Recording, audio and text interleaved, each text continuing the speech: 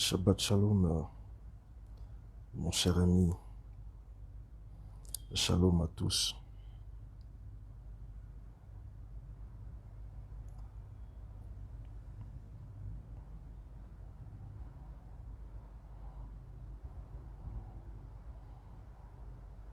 J'espère que tu vas très bien.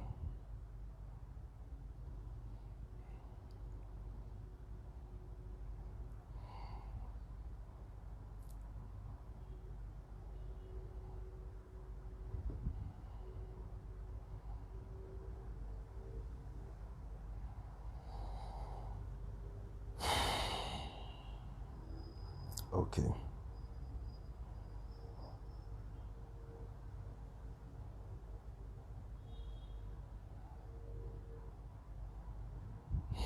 Mekoubalim, tu es là.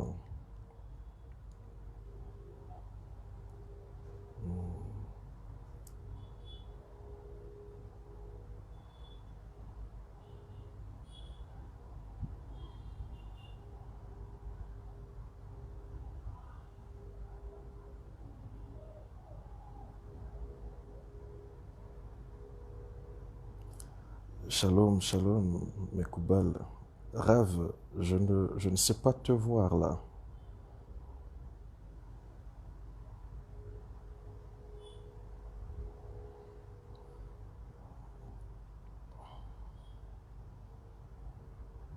Rav Patrick.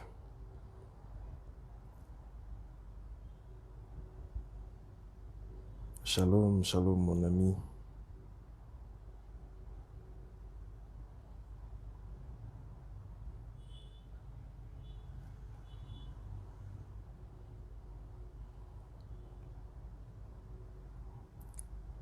Soyez bénis tous cette nuit.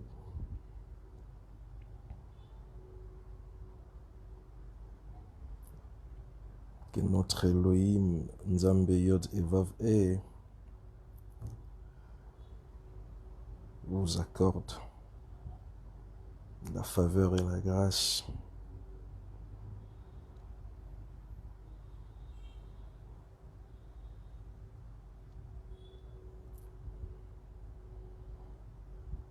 Je vois également mon vieux, le bishop Franck, très heureux de vous voir, de vous rencontrer.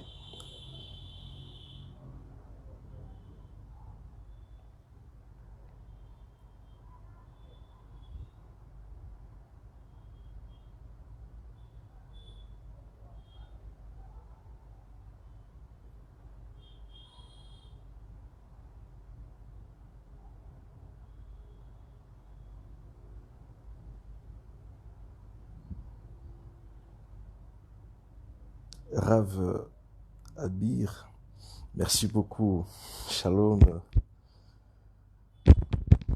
bishop Franck, je vous aime énormément.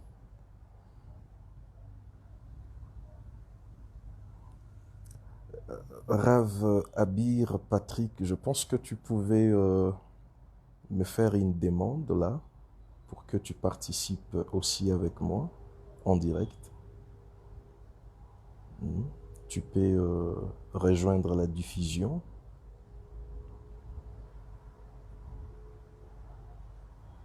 Je pense qu'il faudra parler à Kilimali, hein. Il va te faciliter la tâche pour que tu le fasses rapidement.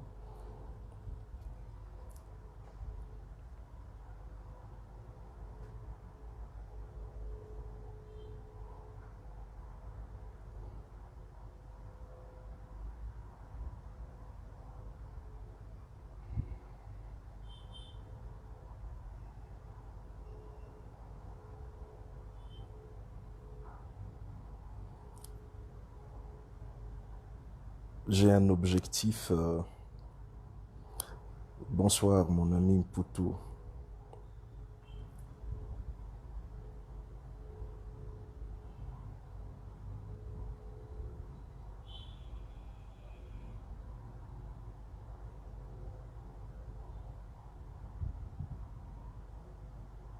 Rav Patrick.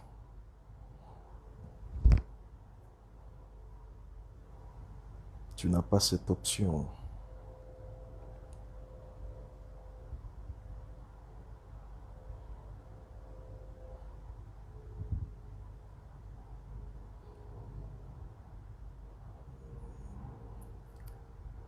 Je vous aime énormément. Je sais que vous êtes nombreux à s'étonner peut-être de me voir à cette heure.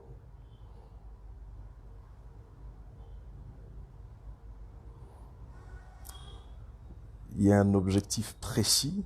Vous le savez très bien que c'est vraiment pas de mes habitudes de passer le direct. Surtout me laisser voir comme ça, c'est quasiment un luxe. Mais je tenais à passer ces moments ensemble avec mon fils, le Rav Patrick Koji, qui a eu sa sémicha, son ordination rabbinique dans l'ordre des alpinistes de notre ordre du Dieu créateur Nzambe Yod Evav E, le 24 de ce mois. C'était l'année passée, le 24 2020. Jour pour jour, aujourd'hui, ça fait presque une année depuis qu'il est ordonné rabbin. J'ai eu la chance, moi, personnellement, à recevoir de main de mon père et de mon maître, le rabbin qu'un jour Dieudonné Kabongo, Alava Shalom, l'ordination rabbinique, l'ordination d'abord sacerdotale et puis l'ordination rabbinique plusieurs années après. Et Baruch Hashem pour sa vie et pour son âme. Et grâce à lui, j'ai hérité de grâce, des faveurs et la compréhension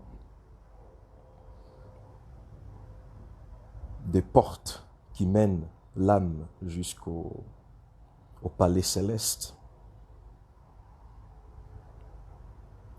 Et comme il a dit un jour, alors qu'il enseignait, mon maître, le rabbin, qu'un jour il a dit que ce qui était difficile, c'était de vous ouvrir de portes. Je suis là pour ouvrir la porte, mais la continuité du voyage, ça dépendra de vous. J'avais saisi cette pensée, sachant que il nous avait tous ouvert la porte.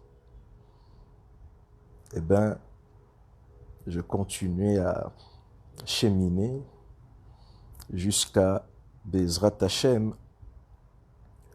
produire le résultat que nous produisons aujourd'hui. Il ne s'agit pas d'un secret, il s'agit d'une capacité à saisir ce qui est infime, ce qui est imperceptible dans le langage du maître. Et en saisissant cela, comme il avait ouvert la porte qui était difficile, eh ben, il nous a laissé dans le couloir, alors à chacun son courage et sa force pour aller le plus loin possible. Et avec l'aide d'Hachem, nous continuons à aller parce que jusqu'à aujourd'hui, on ne se considère toujours pas comme arrivé parce que le chemin est encore long, le chemin est encore obscur. Ça se déplie au fur et à mesure qu'on avance. Ainsi, le maître du monde a permis que plusieurs années après, le Rav Abir que je suis venu témoigner ici, si je le fais, c'est parce qu'il s'agit d'une ordination de l'ordre des alpinistes. Ce n'était pas un cadeau, c'était un travail profond qui a commencé lorsque, dans la période de mois de mai et juin 2020, alors que nous étions tous confinés, j'étais à Lubumbashi. J'avais senti une forte pression. La question du sens taraudait mon esprit. Ça ne me laissait pas dormir. Je me disais, je me questionnais chaque jour en moi-même. Je me disais qu'aujourd'hui, toutes les valeurs du monde sont basculées. Les prédications ne seront plus les mêmes parce que, avec la venue de la pandémie, eh ben, j'avais constaté que la plupart des valeurs et la plupart des forces qui nous font nous fonder, qui nous avaient façonnés, n'avaient plus assez d'efficacité pour faire face à la réalité, à la pandémie. Je m'étais résolu de prier le maître de l'univers. C'est ainsi que j'avais commencé une retraite à la maison, à Lubumbashi, en République démocratique du Congo, pour des personnes qui ne savent pas. Lubumbashi, c'est une province, une ville superbe, la ville qui m'a toujours donné la chance de respirer le surnaturel.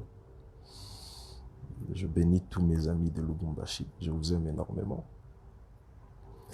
C'est là que j'ai commencé le travail d'ascèse, 3 jours, et après 3 jours, le maître de l'univers m'a fait voir des visions. Je ne veux pas parler de ça ici, ce sont des choses secrètes.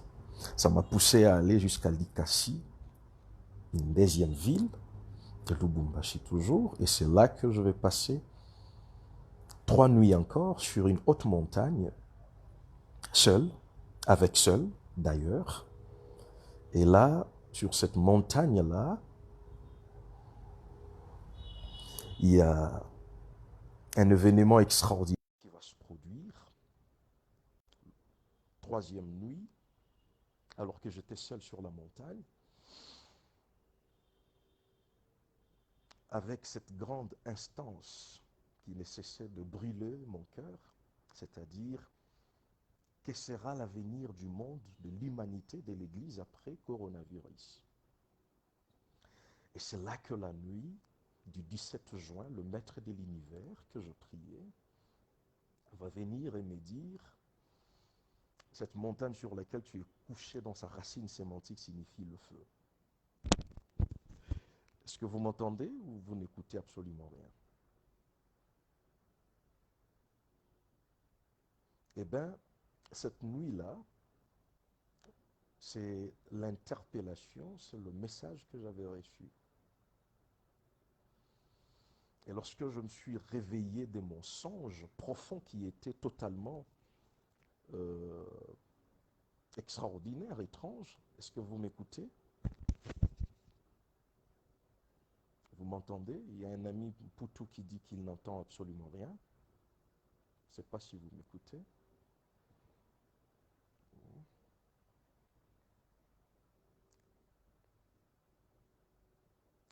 Faites-moi signe si le son est correctement bon. Nous allons essayer d'avancer. Veuillez m'excuser.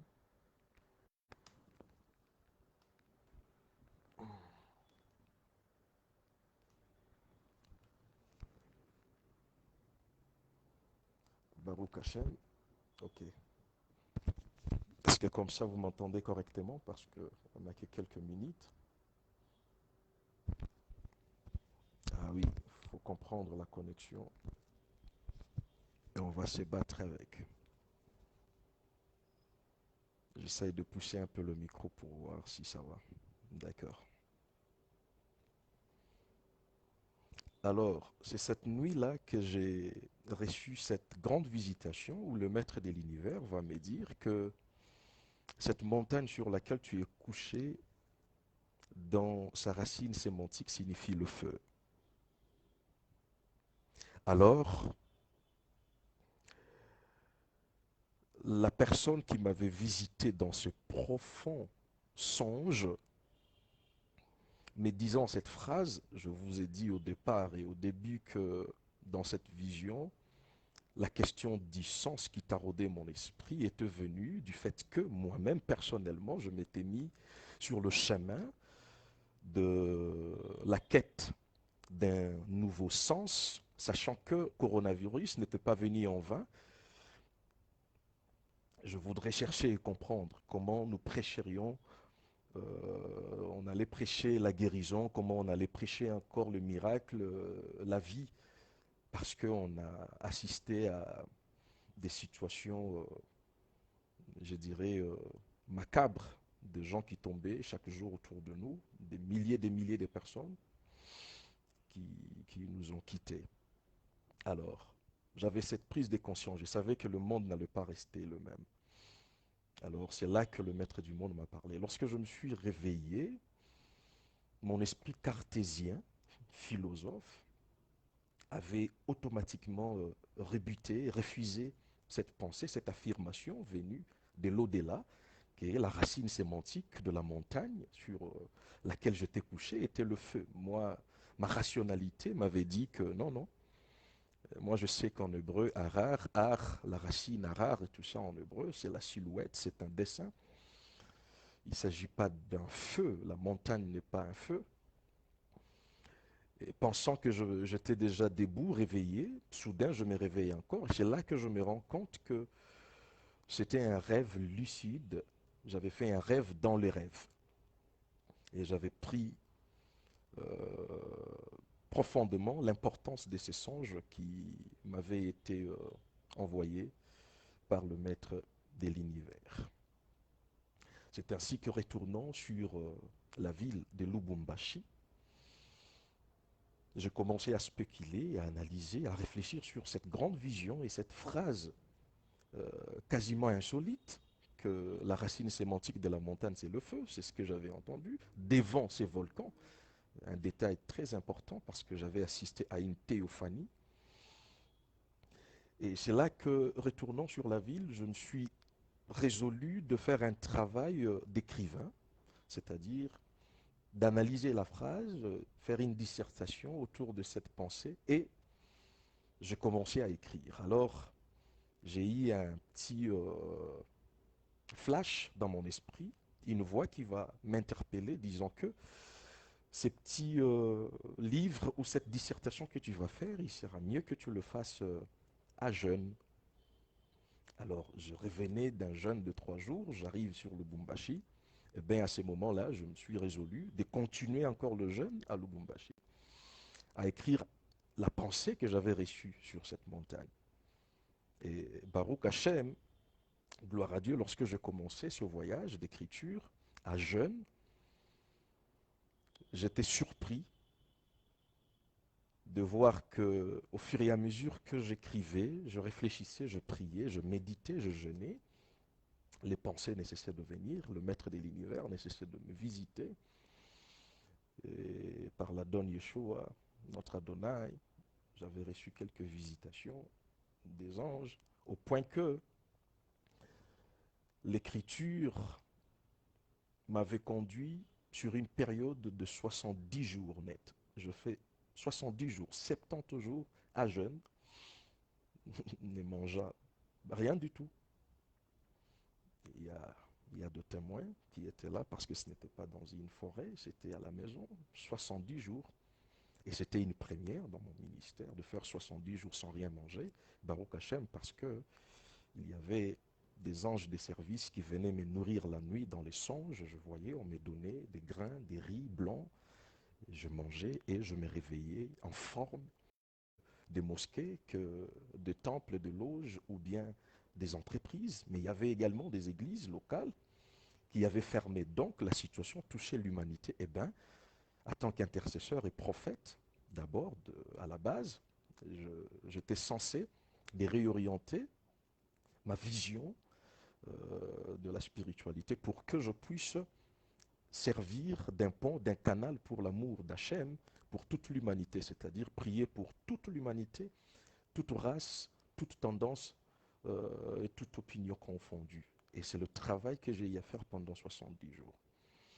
Et ce n'était pas du tout facile parce que, recevant les lumières de l'infini, j'étais chaque jour en face de l'étonnement et de l'émerveillement en même temps. Et je savais que ce n'allait pas être du tout facile de conjuguer ces informations que l'au-delà, que l'infini me renvoyait et que je mettais sur le papier. D'ailleurs, le livre est là. C'est dans cet ouvrage-là que nous avons agencé la pensée des alpinistes, de notre ordre du Dieu créateur. D'ailleurs, je voudrais vous expliquer, vous clarifier sur le sujet. L'idée de ces non-alpinistes m'est venue lorsque, rentrant de cette retraite à la montagne, eh ben, je me suis mis à écrire. Alors, je voudrais écrire sur cette expérience, on dirait une sorte de journal personnel. C'est là que je me dis, ben, comment écrire et parler de quelqu'un qui a gravi une montagne pendant plusieurs jours. Et je me suis dit, ben non, voilà, il faut parler d'un alpiniste. Et c'est là que je me dis, non, non, l'alpinisme dont il est question ici, il ne s'agit pas d'aller à la quête d'une sorte de coupe, de trophée, mais il s'agit d'un autre type d'alpinisme. Et c'est là que, réfléchissant, je me suis dit, ben voilà, je vais inventer un concept, ça sera l'alpiniste d'un autre ordre. C'est-à-dire de personnes qui gravissent des montagnes dans le but spirituel et non charnel, pour recevoir une sorte de gloire. Parce que d'ailleurs, nous avons beaucoup d'alpinistes autour de nous, de personnes qui aiment prier à la montagne. Ils sont tous des alpinistes. Mais l'alpinisme dont il est encore question profondément ici, il s'agit d'aller dans le profondeur de son être, gravir les ombres, gravir ses peurs, ses sentiments, ses émotions, pour parvenir à la clarté du sens. Un sens nouveau qui va faire rayonner toute la vie. Et c'est ainsi que, durant cette période, le maître du monde avait fait que mon fils, dont je suis venu ici parler, témoigner, le Rav Koji ne cessait de me fréquenter durant la période de ce jeûne des 70 jours. Il était là permanent, il assistait à toutes ces mutations, il assistait à tous ces voyages que j'effectuais dans le monde de l'infini pour faire descendre cette énergie que vous connaissez aujourd'hui. Et quand j'ai fini avec ces 70 moments, c'est alors qu'il va venir m'assister, le maître du monde va me mettre à cœur de l'introniser en tant que rave sur la ville. Et le premier rave, dans l'ordre qu'il m'avait confié, la responsabilité.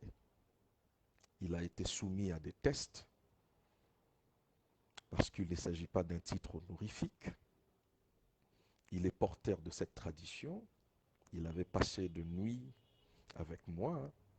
On étudiait ensemble ces livres des alpinistes que j'avais écrits, que le maître du monde m'avait donné à écrire. Un livre qui paraîtra des Hashem dans les jours qui viennent.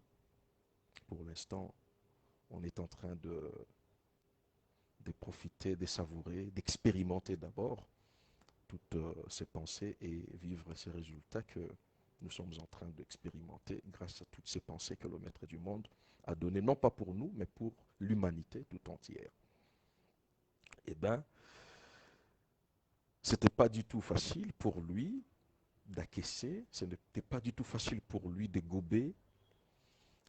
Lorsque je lui avais dit que tu seras ordonné rave dans notre ordre des alpinistes, dans notre ordre du Dieu créateur, dans ces types de rabbinat messianique, je dirais entre guillemets congolais, que nous essayons de suivre depuis notre grand rabbi qu'un jour Dieu donné Kabongo, qui est celui qui m'a donné l'ordination rabbinique.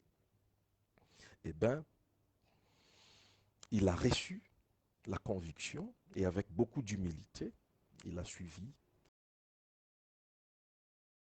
les enseignements. Et le 24 octobre, il avait été ordonné. Je pense que la plupart des personnes ont vu des images où nous avions fait le service qui avait déconcerté certains esprits, ne sachant pas le motivation et le but de ce que nous avions fait ces jours-là. C'est ainsi que le 24 octobre, il était devenu rave. Et aujourd'hui, il a totalisé une année, il a été observé encore. Je pense que avec beaucoup de combats, beaucoup de luttes, il a traversé des zones d'ombre, mais c'est un soldat qui a tenu. Il a traversé de moments de moquerie, des moments de doute et de peur.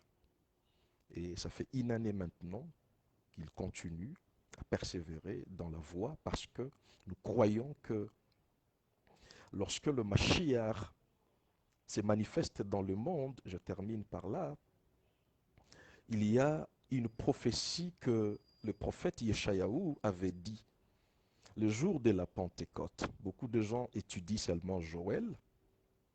Joël, Baruch Hashem, il a eu vraiment de la notoriété dans le milieu des évangéliques parce que tout le monde veut prophétiser, parce que Joël a dit, mais il y a un détail très important, un mot quasiment prophétique, parce que lorsqu'on remet chaque chose dans son contexte, on trouve que le jour de la Pentecôte, il n'y a pas que la prophétie de Joël qui a eu son effet, quand bien même que c'est ce que l'apôtre Pierre va mettre en avant, mais lorsque vous regardez le mot et les scénarios avec un regard prophétique, parce qu'il s'agit d'un événement prophétique, vous allez vous rendre compte qu'il y avait beaucoup de manifestations des autres prophètes, de leurs prédictions également. Exemple, lorsque ils se mirent à parler en langue, la Bible dit que les gens qui avaient assisté à ces moments, ils se sont mis à se moquer de ces apôtres. Or, la moquerie qui se manifesta ce jour-là, c'était une prophétie d'Ésaïe. Lorsque vous allez lire Ésaïe chapitre 28, le verset 22, Ésaïe avait prophétisé sur la moquerie qui allait se produire le jour où le Mashiach allait naître et sortir de la matrice, du crâne. Et la moquerie en question, il ne s'agit pas de faire une sorte, je ne sais pas, de raillerie, c'est moquer, mais non, il s'agit tout simplement d'une confirmation prophétique parce que vous allez vous rendre compte que dans tout le mouvement eschatologique, lorsqu'il y a un changement dans le plan cosmique et que la naissance du Mashiach pénètre notre système de pensée, les gens s'en moquent, les gens rient. Et vous allez comprendre par là que lorsqu'on a annoncé pour la première fois la Pentecôte, dans la maison d'Avram Avinu, Shavuot, parce que le maître d'Israël dit que Avram Avinu, il avait célébré toutes les fêtes qui sont dans la Torah. Et les jours de la Shavuot d'Avram Avinu, la Bible dit que Sarah rit. Pourquoi? Parce que il y avait une sémence qui venait de pénétrer son corps, son organisme. Yitzhak devrait se manifester, qui est, d'après la science de la typologie, un type du Mashiach qui allait venir. D'ailleurs, lui-même qui est la manifestation de la joie, Simcha, à Simcha, la joie, les mêmes lettres, si vous procédez selon le technique d'interprétation rabbinique, le tirouf, l'anagramme de Simcha, c'est Mashiach. Donc, Mashiach, c'est tout simplement être dans la joie. Quelqu'un qui est dans la joie, il est en Mashiach. Ça, c'est extraordinaire. Alors, Sarah, le jour où elle s'est mise à rire, qu'est-ce qui s'est passé? L'enfant était venu dans son ventre. Et le jour de la Pentecôte, quand les disciples ont vu les gens se moquer, c'était une manifestation de l'enfant Mashiach qui était venu dans le ventre de sa femme, qui est l'Ecclésia. Donc le féminin spirituel, le féminin mystique qui venait de naître, pour confirmer qu'elle était enceinte, eh bien, il fallait que les gens puissent rire. du fait que les apôtres parlaient dans une nouvelle langue. Donc la moquerie, c'est toujours une manifestation ontologique de la présence du Mashiach dans l'univers. C'est pourquoi lorsque dans les ministères, on ne vous critique pas, on ne se moque pas de vous, c'est que vous n'êtes pas enceinte. Ce qui prouve que vous venez de recevoir une lumière intense, c'est lorsque les gens se moquent. Mais je vais aller plus loin. Le verbe se moquer, en hébreu, c'est lout. Lout signifie tout simplement interprète. Ce qui veut dire que ces gens-là ne se sont pas moqués. Leur manifestation en tant qu'humains, ces sentiments, cette attitude de moquerie, c'était en réalité une chose qui provenait d'une mauvaise interprétation de la réalité. Parce que le mot lout, qui est, n'est-ce pas, la moquerie, littéralement, c'est l'interprétation. Donc le jour de la Pentecôte, le problème qui s'est manifesté entre l'Église et le monde profane, qui n'avait pas expérimenté la lumière, c'était en réalité le problème de l'herméneutique. C'est-à-dire des gens qui n'ont pas reçu la force et la puissance, ils ont un problème d'interprétation. Et lorsqu'une personne ne sait pas interpréter la réalité prophétique, il se moque de prophètes. C'est la raison pour laquelle, dès qu'on a ordonné le Rav Patrick comme Rav sur la ville de Lubumbashi, les gens se sont mis à rire. Mais cette moquerie, moi, je savais, je ne voulais pas lui dire, je l'ai lui dit aujourd'hui, c'était réellement pour moi une affirmation en tant que maître que j'avais fait un travail qui a prouvé que sur le plan cosmique, cet homme est devenu enceinte. Il avait reçu la sémence et que la ville avait reçu le Mashiach qui était censé apporter une nouvelle lumière dans l'humanité.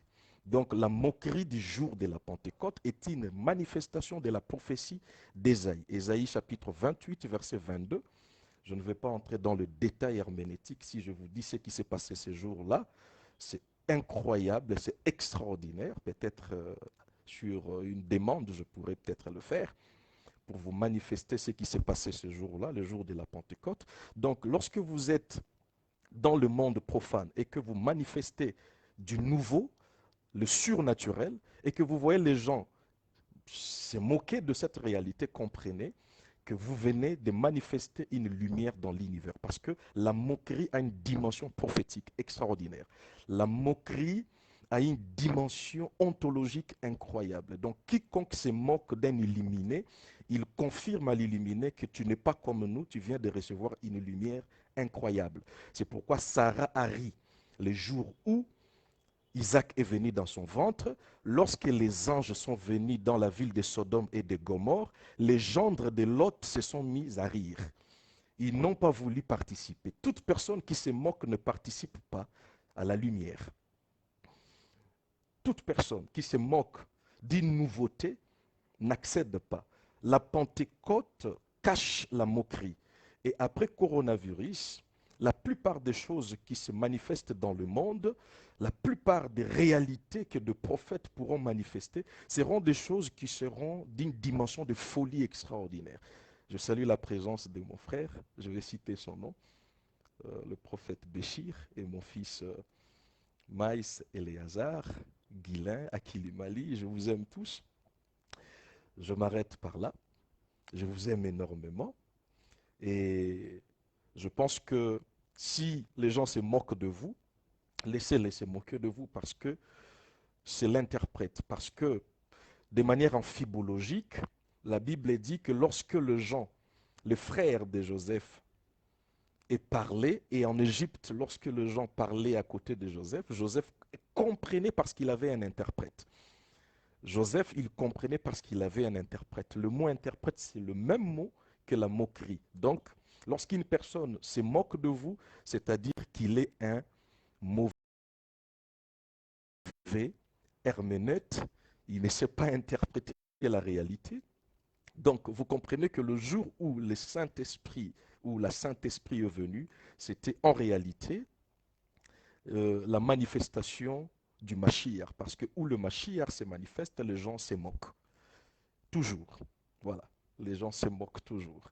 Et je voudrais vous annoncer que le Mashiach, dans cette réalité post-Covid-19, est déjà parmi nous, encore puissamment pour apporter la nouveauté. Seulement, les choses ne seront pas comme avant. Vous voyez, le jour de la Pentecôte, nos frères, les juifs contemporains de la réalité, se moquaient des juifs qui étaient illuminés parce qu'ils étaient des gens qui étaient considérés comme des sectaires. Aujourd'hui, il y a beaucoup de gens qui pensent que nous sommes une secte.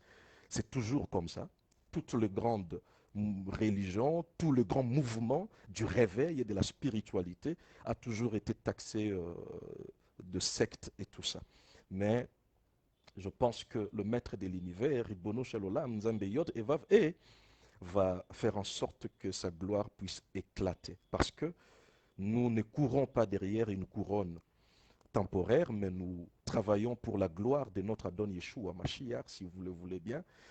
Nous travaillons pour l'honneur de Jésus-Christ, pour que son nom soit redoré, parce que la Pentecôte, c'est également la descente du nom. Je voudrais vous choquer et trahir peut-être ici des choses, mais je les dirai peut-être prochainement, parce que le jour de la Pentecôte, il est dit que il y a le feu, des langues de feu qui étaient sur la tête ou les têtes des apôtres qui étaient là.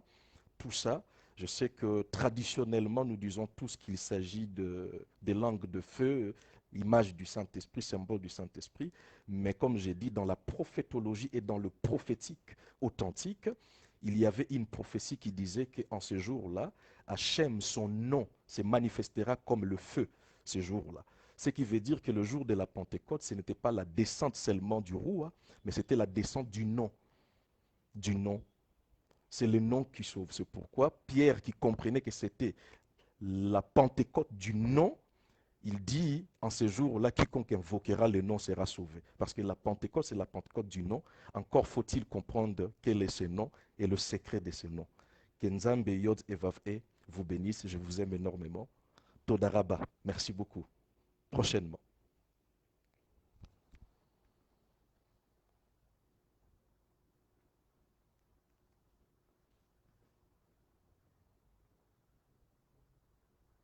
Merci beaucoup. Merci beaucoup. Je vous aime énormément. Bethel Carrera, merci beaucoup. Merci pour ta présence. Merci Ramel. Merci Mputu. Merci Guilain. Merci Rav Abir Patrick Koji va encore de l'avant. Attends que Rav, que celui qui va t'écouter, qu'il soit béni. Que celui qui va te croire, qu'il monte avec toi. Je vous aime énormément. Merci beaucoup. Kenzambe Yod et Vav E vous accorde la grâce et qu'il vous illumine davantage. Je vous aime énormément. Laissez les gens se moquer de vous. Georges Akilimali, nous connaissons, nous savons, nous avons le secret. Je salue également la présence de mon jumeau, Rav Daniel, mon jumeau. Merci pour ta présence également. Je suis très content. L'évêque, faiseur de roi, Todaraba et tout le monde. Je sais que vous étiez là, mon fils Moach, Eliaou Wabir, Todaraba, merci beaucoup. Mon cher ami, le prophète Béchir, Nathan, mon fils, berger Ishaïa, mon maître, le bishop Franck, merci beaucoup pour ta disponibilité. Merci, merci beaucoup Alexandre Camargo, merci beaucoup. Toda, Toda, Toda, Blaise Dismero, Moussenge, merci. Baudric, Mukena, Todaraba, que Nzambe Yod Evav E